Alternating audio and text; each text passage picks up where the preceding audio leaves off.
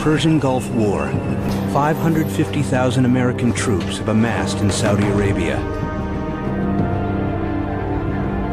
They are ready to face dictator Saddam Hussein and his notorious army, now occupying Kuwait. On August 2nd, 1990, some 80,000 Iraqi troops stormed their southern border, officially commencing the invasion of Kuwait. Although fighting officially began on August 2nd, the conflict began years earlier. After the end of the Iran-Iraq War in 1988, Iraq found itself burdened by more than $14 billion in debt it had taken out to finance the 8-year conflict. This added to the $20 billion Iraq was already carrying, totaling more than 80% of the country's GDP. And this was not a time to be carrying debt. In the midst of a particularly nasty recession, the Federal Reserve, under Chairman Paul Volcker, had raised interest rates to record highs. With the US's position at the center of global finance, this sent shockwaves and increasing rates across the world, particularly in a country like Iraq with a high risk of default. Today, most first world countries' national debts have interest rates in the low single digits, but Iraq's topped 13%. And while their national debt was piling up, oil markets were collapsing. From their peak in 1980, oil prices had fallen by more than 2/3 amid falling demand and increased production. And this especially hurt Iraq, who at the start of the 1980s saw more than half their total GDP come from oil reserves. This all put great pressure on the Iraqi government to find additional revenue sources, so when Kuwait supposedly started stealing their oil, they weren't in a forgiving mood. Most people think of oil wells as going straight down, but they don't have to. Underground, you can drill at an angle, or even perpendicular to the ground. In the lead up to the invasion, Iraq alleged that Kuwait had been doing this to steal oil under Iraqi soil. This, coupled with Kuwait's high oil production, which had depressed regional prices for years, was all the justification they needed for war. It's important to note that while Iraq claimed the invasion was in retaliation for Kuwait's actions, the rest of the world recognized this as a thinly veiled excuse to seize valuable oil fields deep within the country. The invasion began on Thursday, and by Saturday, most of Kuwait's armed forces had been overrun, or were forced to retreat to neighboring countries. By annexing Kuwait, Iraq now controlled a fifth of the world's oil reserves, and, for the first time, a substantial coastline on the Persian Gulf.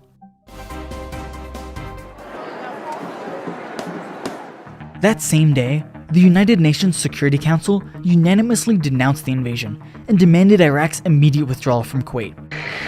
And following extensive consultations with our coalition partners, Saddam Hussein was given one last chance to withdraw unconditionally from Kuwait.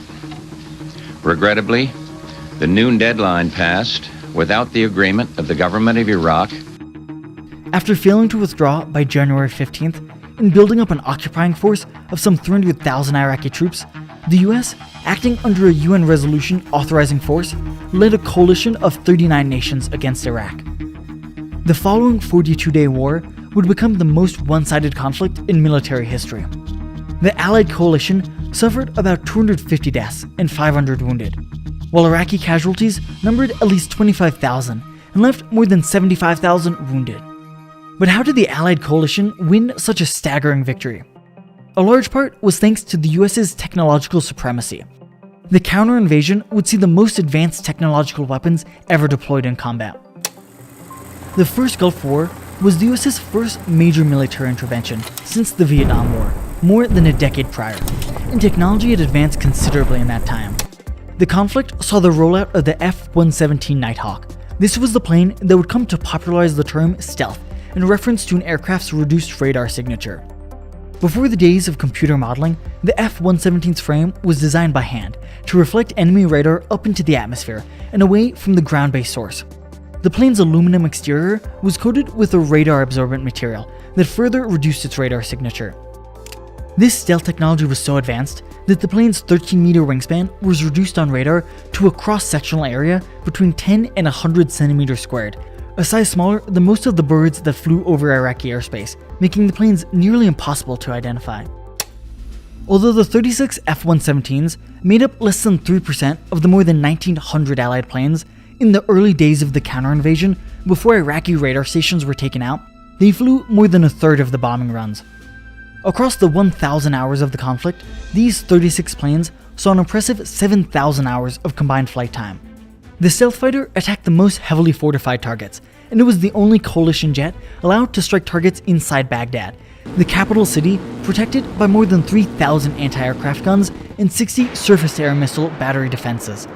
Despite these defenses, the F-117 was never shot down over Iraqi skies, and over its whole 25 years of service, only 3 would ever be downed by enemy defenses.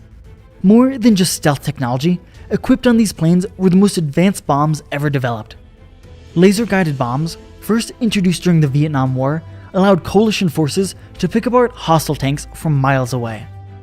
The planes releasing the bombs, a target control aircraft, or even forces on the ground, would illuminate the target with an infrared laser. Sensors in the bomb's nose would then lock onto the reflections from the laser, and mini computers fitted within the casing would then control adjustable fins on the bomb to guide them to their target. These laser-guided munitions were 100 to 200 times as effective as conventional bombs. Flying at 50,000 feet, a bomb dropped half a second late could miss its target by hundreds of feet. But in the first Gulf War, laser-guided munitions had an average accuracy of 10 feet or less. This was especially crucial in major Iraqi cities, where military fortifications were often surrounded by civilian homes. And after the launch of Navstar-1, the first GPS satellite only 2 years prior, coalition forces were the first ever to use GPS to precisely track both friendly and enemy troop movements. This was especially important in a theater like the First Gulf War. The vast majority of the coalition's forces were not from the Middle East, mostly Americans, and so they didn't know the regional geography. And whereas European and East Asian theaters of war provided geographical landmarks to use as guides, most of Kuwait and Iraq were empty deserts, with no mountains or rivers and very little infrastructure to aid in navigation. GPS technology allowed ground troops to coordinate real-time movements across hundreds of miles of open desert, proving a decisive advantage. Another technological advance that's often overlooked are night vision goggles. During Operation Desert Storm, soldiers used $25,000 holographic night vision goggles that amplified light too dim for the naked eye. Normally, you can't see at night because there isn't enough light for your eyes. But night vision goggles can detect very small amounts of light, and even wavelengths that we can't normally detect, like infrared.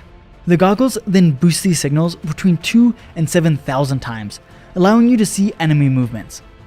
These glasses gave the coalition a major edge over Iraqi forces in night battles, especially because the Iraqi troops were unaware of this technology and often favored night battles to hide from coalition aircraft, only to be spotted by the ground-based forces using these goggles. The combination of these technologies gave coalition forces the upper hand, leading to the largest one-sided conflict in military history and the liberation of occupied Kuwait.